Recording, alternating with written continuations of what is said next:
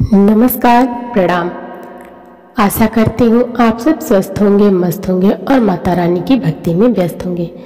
तो चलिए, आज नवरात्रि का 9वां दिन है, जिसमें हम माँ सिद्धिदात्री या माँ दुर्गा की 9वीं शक्ति की पावन कथा सुनेंगे। कथा सुनने से पहले आप लोगों से निवेदन है कि कृपया अगर आप हमारे चैनल में नए हैं तो हमारे चैनल को सब्सक्राइब, वीडियो को लाइक और शेयर जरूर करिएगा और बेल आइकन भी जरूर दबाइएगा दोस्तों, ताकि आने वाली हर वीडियो की नोटिफिकेशन आप तक पहुंचती रहे। तो चलिए शुरू करते हैं। माँ दुर्गा की 9वीं शक्ति का नाम सिद्धिदात्री है। ये सभी प्रकार की सिद्धियों को देने वाली है। नवरात्रि पूजन के 9वें दिन इनकी उपासना की जाती है। इस दिन शास्त्रीय विधि विधान और पूर्ण निष्ठा के साथ साधना करने वाले साधक को सभी सिद्धियों की प्राप्ति हो जाती है। सृष्टि में कुछ भी उसके लिए अगम्य नहीं रह जाता। ब्रह्मांड पर पूर्ण विजय प्राप्त करने की सामर्थ्य उसमें आ जाती है। मार्कंडेय पुराण के अनुसार अणिमा, महिमा, गरिमा, लगिमा, प्राप्ति, प्राकाम्य, ईशित्व और वशित्व, ये 8 सिद्धियां होती हैं। ब्रह्मवैवर्त पुराण के श्री कृष्ण जन्म खंड में यह संख्या 18 बताई गई है। इनके नाम इस प्रकार है। पहला है अणिमा, दूसरा लघिमा, तीसरा प्राप्ति, चौथा प्राकाम्य, 5वां महिमा, छठा ईशित्व वाशित्व, 7वां सर्व कामावसायिता, नंबर 8 सर्वज्ञत्व, नंबर 9 दूरश्रवण, नंबर 10 पर काय प्रवेशन, नंबर 11 वाक सिद्धि, नंबर 12 कल्पवृक्ष, नंबर 13 सृष्टि, नंबर 14 संहार करण सामर्थ्य, नंबर 15 अमरत्व, नंबर 16 सर्व न्यायकत्व, नंबर 17 भावना, नंबर 18 सिद्धि।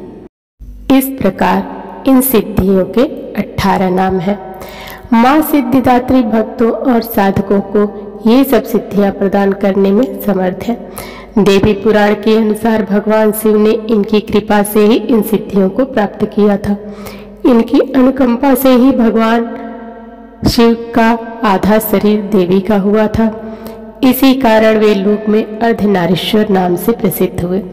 माँ सिद्धिदात्री 4 भुजाओं वाली है। इनका वाहन सिंह है। ये कमल पुष्प पर भी आसीन होती है। इनकी दाहिनी तरफ के नीचे वाले हाथ में कमल पुष्प है। प्रत्येक मनुष्य का यह कर्तव्य है कि वह माँ सिद्धिदात्री की कृपा प्राप्त करने का निरंतर प्रयत्न करे, उनकी आराधना की ओर अग्रसर हो।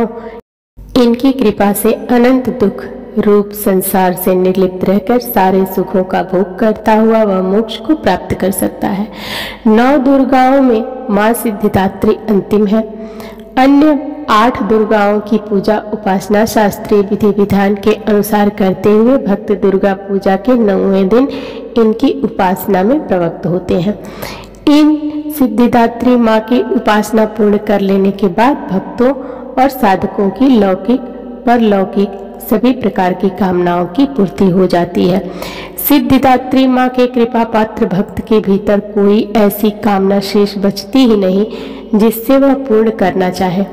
वह सभी सांसारिक इच्छाओं, आवश्यकताओं और स्पृहाओं से ऊपर उठकर मानसिक रूप से माँ भगवती के दिव्य लोकों में विचरण करता हुआ उनकी कृपा रस पीयूष का निरंतर पान करता हुआ विषय भोग शून्य हो जाता है। माँ भगवती का परम सानिध्य ही उसका सर्वस्व हो जाता है। इस परम पद को पाने के बाद उसे अन्य किसी भी वस्तु की आवश्यकता नहीं रह जाती। माँ के चरणों का यह सानिध्य प्राप्त करने के लिए हमें निरंतर नियम निष्ठ रहकर उनकी उपासना करनी चाहिए। माँ भगवती का स्मरण, ध्यान, पूजन हमें इस संसार की असारता का बोध कराते हुए वास्तविक परम शांतिदायक अमृत पद की ओर ले जाने वाला है। इनकी आराधना से जातक को अणिमा, लघिमा, प्राप्ति, प्राकाम्य, महिमा, ईशित्व, सर्व काम वासायिता, दूर श्रवण, परकामा प्रवेश, वाक सिद्ध, अमरत्व, भावना सिद्धि आदि समस्त सिद्धियों 9 निधियों की प्राप्ति होती है। आज के युग में इतना कठिन तप तो कोई नहीं कर सकता, लेकिन अपनी शक्ति अनुसार जब तप पूजा अर्चना कर कुछ तो माँ की कृपा का पात्र बनता ही है। प्रत्येक सर्वसाधारण के लिए आराधना योग्य यह श्लोक सरल और स्पष्ट है। माँ जगदम्बे की भक्ति पाने के लिए इसे कंठस्थ कर नवरात्रि में नवमी के दिन इसका जाप करना चाहिए। या देवी सर्वभूतेषु माँ सिद्धिदात्री रूपेण संस्थिता नमस्तस्यै नमस्तस्यै नमस्तस्यै नमो नमः। अर्थ, हे माँ सर्वत्र विराजमान और सिद्धिदात्री के रूप में प्रसिद्ध अम्बे, आपको मेरा बार बार प्रणाम है, या मैं आपको बारंबार प्रणाम करता हूँ। हे माँ मुझे अपनी कृपा का पात्र बनाओ। तो दोस्तों कथा यहीं पर समाप्त होती है। मिलते हैं अगली वीडियो में। दोस्तों कथा को लाइक शेयर सब्सक्राइब जरूर करिएगा। चलिए धन्यवाद।